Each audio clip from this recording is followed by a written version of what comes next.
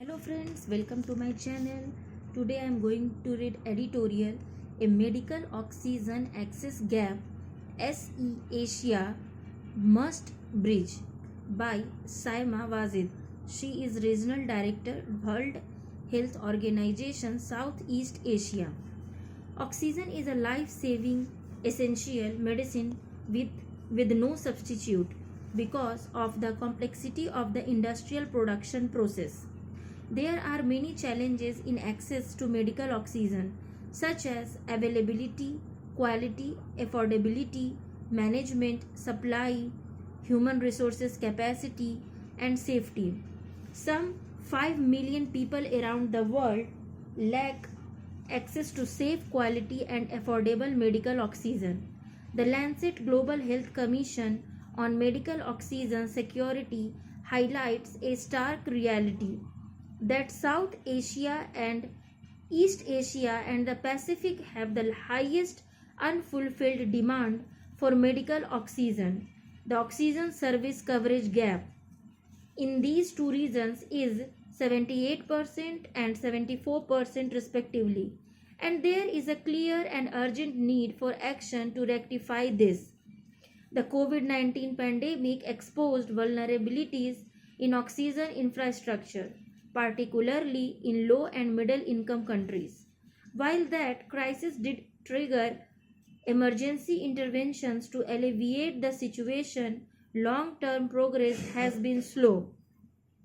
A World Health Organization report 2022 promising practices and lessons learned in the Southeast Asia region in accessing medical oxygen during the COVID-19 pandemic points out that sustained investments and policy commitments are required to ensure that oxygen is available where it is needed most.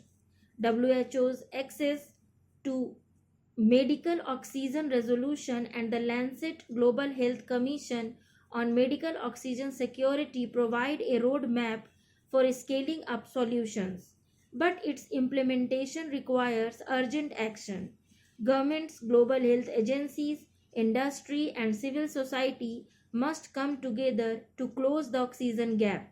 This is an opportunity to create lasting and equitable access to a life-saving medical intervention. Challenges hindering oxygen access. Several systematic barriers hinder the availability of medical oxygen, preventing its integration into healthcare systems. The first is the shortage of equipment. Only 54% of hospitals in lower middle income countries have pulse oximeters and 58% have access to medical oxygen. Consequently, this gap in basic monitoring and supply infrastructure leads to delayed diagnosis, inadequate treatment, and preventable fatalities, a deficiency that intensifies dramatically during severe respiratory outbreaks, let alone pandemics. Without the necessary diagnostic tools, healthcare providers struggle to detect and manage oxygen deficiency effectively. However, the issue extends beyond equipment availability. The financial burden associated with increasing oxygen access remains a major obstacle. Bridging the global oxygen gap requires $6.8 billion, with South Asia alone needing $2.6 billion. The reality is that many lower income countries face competing healthcare priorities, making it difficult to allocate substantial funding toward oxygen infrastructure. Therefore, efforts to improve oxygen access risk being short-lived without sustainable financing mechanisms. Compounding the challenge is the acute shortage of trained biomedical engineers and technicians. Even when oxygen plants and concentrators are available, a lack of skilled professionals to install, maintain, and repair them can lead to frequent breakdowns. These deficiencies exacerbate disparities in access, especially in rural and undeserved communities where alternative solutions are often unavailable. There needs to be a long-term and multi-pronged approach that integrates innovation, investment, and policy action. Transparency, data-driven decision-making, and a strong policy framework will be crucial. The WHO Access to Medical Oxygen Scorecard is a key tool in tracking progress and ensuring accountability, playing a pivotal role in monitoring progress on the WHO oxygen resolution.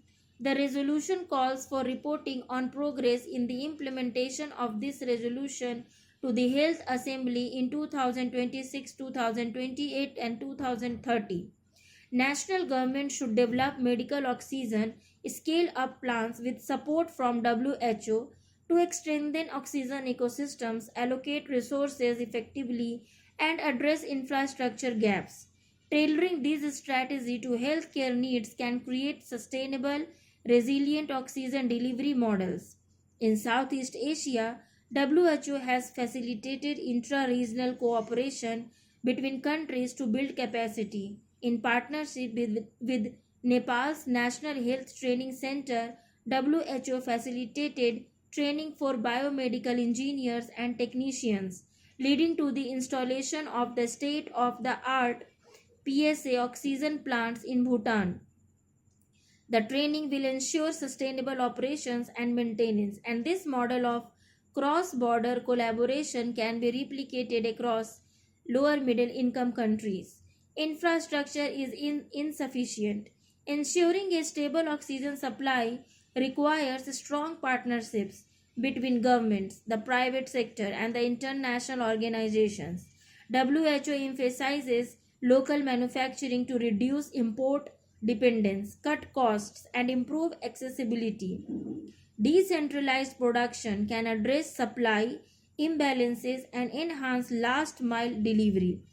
Innovations such as portable oxygen concentrators, solar powered generators, booster pumps, and community based hubs can bridge accessibility gaps, especially in remote areas. Integrating these solutions into healthcare plans can ensure that life saving oxygen reaches every patient. Power disruptions hinder oxygen production in Southeast Asia, as in many lower income countries. In these low resources settings, solar powered oxygen systems are a cost effective and low maintenance innovation that ensures uninterrupted supply, lower costs, and reduced grid dependence.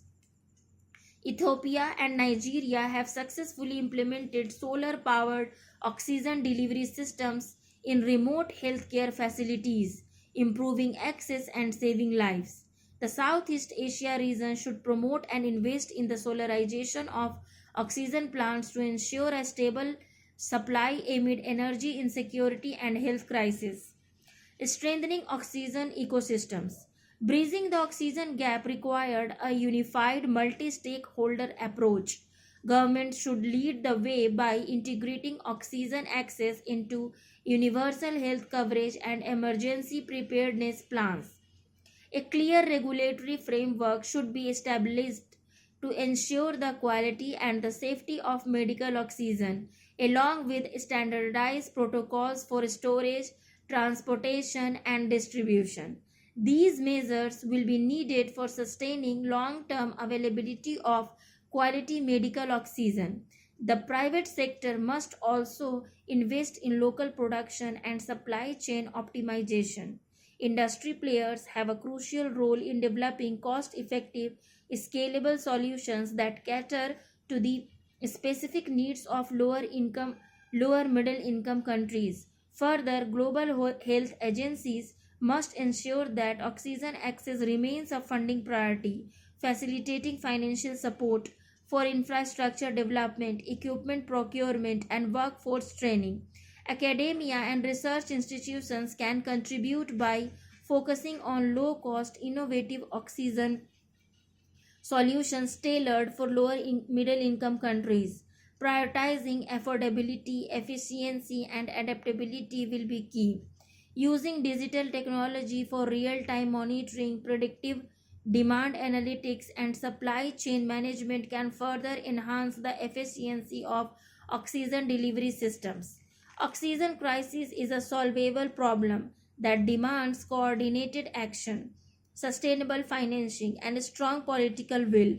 Our success in installing PSA oxygen plants in countries demonstrates that strategic investments, cross border collaboration, and a workforce training can yield long term solutions. To maximize COVID 19 era investments in PSA oxygen plants, countries must ensure operational readiness. Ideally, donors who have already shown support for these initiatives during the pandemic should continue to support ongoing efforts. Surplus capacity should be distributed to peripheral facilities using booster pumps. WHO stands ready to provide technical support. As the Lancet Global Health Commission on Medical Oxygen Security remind us, access to medical oxygen is not just a health issue but also a matter of equity and human rights. Oxygen should never be a privilege but rather a fundamental right for all. Instead of crisis driven approaches, sustainable investments in oxygen infrastructure can and must be made, ensuring that no one is left behind in their moment of need. Thank you for listening.